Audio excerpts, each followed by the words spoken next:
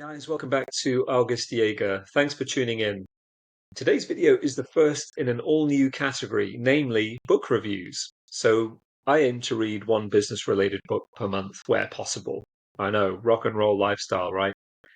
The first book in this new series, which I'd like to talk about, is Never Split the Difference by Chris Voss, with the subtitle of Negotiating as if your life depended on it.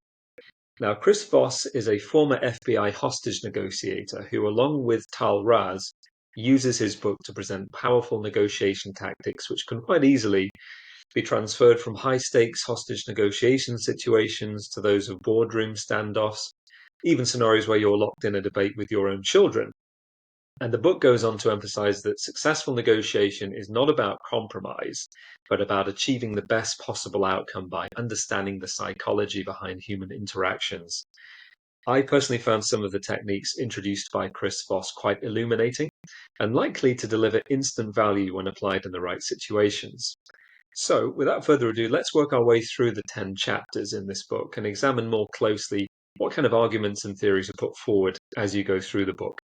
So the first chapter is entitled The New Rules. Voss begins by explaining that the traditional negotiation tactics often fail. The reason for that is because they rely on logic and reasoning. They tend to ignore the emotional aspects of human decision making. He then argues for a paradigm shift where negotiators leverage empathy and rapport to influence outcomes. He introduces the concept of tactical empathy, understanding and recognizing the emotions of the other party to build trust and rapport. So I think the key techniques he uses in this chapter are mirroring. So that means repeating the last few words the other person says to build a connection and encourage them to reveal more information. And also labeling. So that's defined as identifying and verbalizing the other party's emotions. This helps to diffuse negative emotions and reinforces positive ones. Moving on to chapter 2, this was called Be a Mirror. So this chapter then delves into active listening skills, which are crucial for effective negotiation. Voss emphasizes that listening goes beyond hearing words. It also involves understanding the underlying emotions and motivations at play. So by mirroring and paraphrasing, negotiators can make the other party feel heard and understood, which leads to more open communication. So what techniques did he use in chapter 2? Well, a pretty key one was silence. So using silence strategically to prompt the other party to fill the gap with more information, and also paraphrasing, so summarizing what the other person has said to confirm understanding and showing attentiveness. I think there's a lot of debate in this book around, or should I say pushback, about putting yourself in the shoes of the other person, which is kind of unthinkable in terms of some of the settings that Chris Voss was involved in, but a necessary strategic play. Chapter 3, Don't Feel Their Pain, Label It. So Chris then goes on to introduce the concept of labeling emotions in order to disarm the other party and to build trust. So by identifying and articulating the other party's feelings, negotiators can then create a sense of empathy and understanding.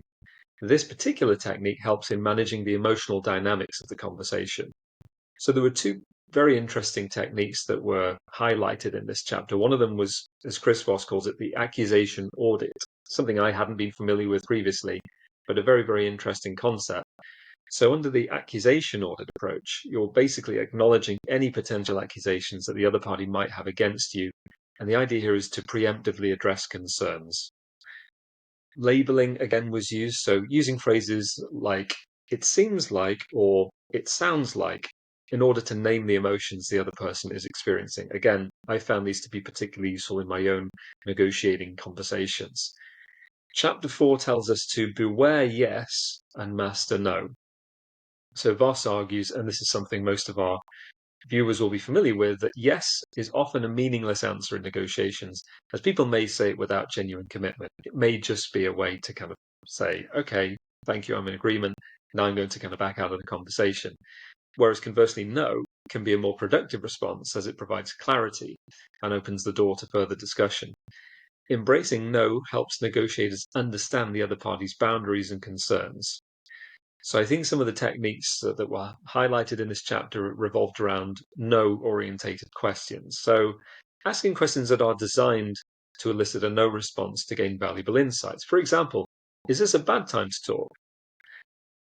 Now, note the very kind of subtle difference there. Is this a good time to talk? Will often generate a very different response to, is this a bad time to talk? Try it out for yourself. It works pretty well. And also the power of no. So understanding that no is not the end, but a beginning to a deeper conversation. So it's all about kind of slightly shifting your mindset, changing the way you would have traditionally done things. Moving on to chapter 5, trigger the two words that immediately transform any negotiation. So this particular chapter hones in on making the other party feel understood. Again, a very, very important concept when dealing with um, difficult situations, dare I say, unhinged individuals, highly emotive individuals. Doesn't have to be just a hostage negotiation situation, could be in the boardroom as well, in theory. So Voss introduces the concept of that's right moments, where the other party feels their perspective has been fully acknowledged. It's important to achieve this acknowledgement because that's a powerful tool in building rapport and trust, no matter what you may think of the person on the other side of the fence or the other side of the desk.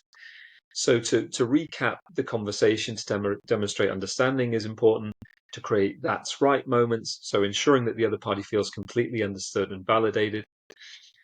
Chapter 6 then talks about bending their reality. So in this chapter, the author explores ways to influence the other party's perception of reality in order to steer negotiations in your favor. Interesting technique here used was something called anchoring. So this involves anchoring emotions, creating the illusion of control, and using loss aversion to motivate action. By bending their reality, negotiators can make proposals seem more appealing. Very, very subtle technique. Now, what does anchoring mean? It means effectively setting a high or low initial offer in order to influence the negotiation range. So maybe dropping in a very high price or a very outlandish timescale in order to just get a sense of where the other party is in terms of their thinking and working inwards from there. Loss aversion was discussed quite extensively in this chapter as well, so highlighting what the other party stands to lose rather than gain to create urgency. Chris Voss goes in to illustrate the fact that loss aversion tends to be a higher motivating factor than the possibility of gain, just basic human psychology, but it can be exploited for a very good effect. The illusion of control was another interesting kind of factor here. So asking calibrated questions that give the other party a sense of control. For example, how would you like to proceed? Again, the illusion of control or creating the illusion of control is gone into in more detail in chapter 7. So this delves much deeper into calibrated questions, which are designed to give the other party the illusion of control while steering the negotiation towards your desired outcome. So these questions are typically open-ended. They encourage the other party to think and provide valuable information. So what kind of techniques can be taken out of that? Well, questions that start with how or what to keep the other party engaged and thinking. So, for example, what are the challenges you're facing? Another kind of important steer from the author was to avoid why questions. Now, somewhat controversially, steering clear of why questions that can make the other party defensive. So maybe the tone of voice is another part of this, but that's a general kind of steer from the author in this case. Chapter 8 was talking about guarantee execution, emphasizing the importance of ensuring that agreements are followed through. He introduces the concept of the black swan, which refers to unknown, unpredictable pieces of information that can have a significant impact on the negotiation itself. So identifying and leveraging black swans can guarantee execution and successful outcomes. So in terms of the key techniques taken from that chapter, in order to ensure implementation, use calibrated questions to clarify details and ensure follow through. Don't be afraid to put things on the table. Ask everything you need to ask, but pay attention to the questions you're using and the tone of voice. In terms of discovering black swans, he stressed that you must be observant, you must ask the right questions to uncover that hidden information, all of which can lead to black swans, namely, they can change the entire dynamic of the negotiation. In chapter 9, the author talks about bargaining hard. So this chapter goes into more advanced negotiation tactics for bargaining and making deals. Voss refers to the Ackerman model. Now, that is a strategic approach to making offers that involve calculated increments to reach the desired outcome. This model helps in setting ambitious goals while being prepared to make concessions. So, as an example, making a series of offers under the Ackerman model, you may start with an initial offer at, say, 65% of the target price, followed by calculated increases, so 85%, 95%, 100%. That all serves to create a sense of concession and progress.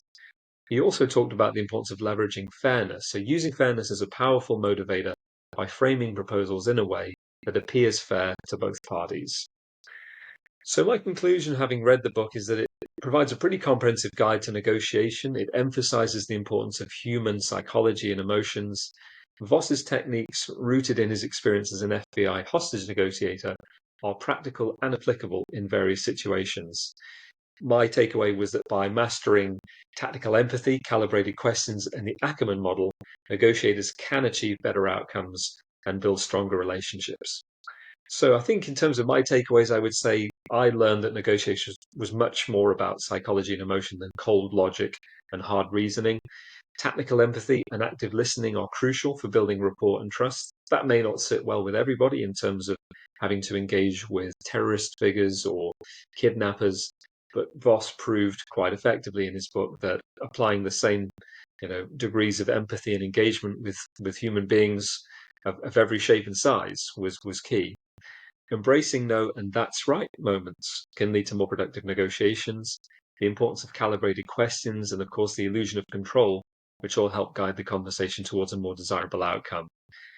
I found it very interesting to read more about Black Swan, so much so that the author actually entitled his own consulting company the Black Swan Consulting Group. And from the importance of identifying those black swans, uncovering them, leveraging them, can really help you to guarantee a successful execution. So for me, having read the book, it's certainly transformed the way I will approach negotiations in future. It's provided valuable insights, very, very practical tools, and in terms of achieving success, not just in a corporate or professional interaction, but also in personal terms as well. In conclusion, I found the book to be a worthwhile read. I would highly recommend purchasing a copy, and you can find a link to click through on my website, which will take you to Amazon. Okay, I hope you found that useful. Don't forget to hit the subscribe button, and assuming that you find value in my content, please do help me spread the good word by subscribing to my mailing list. Until next time, take care.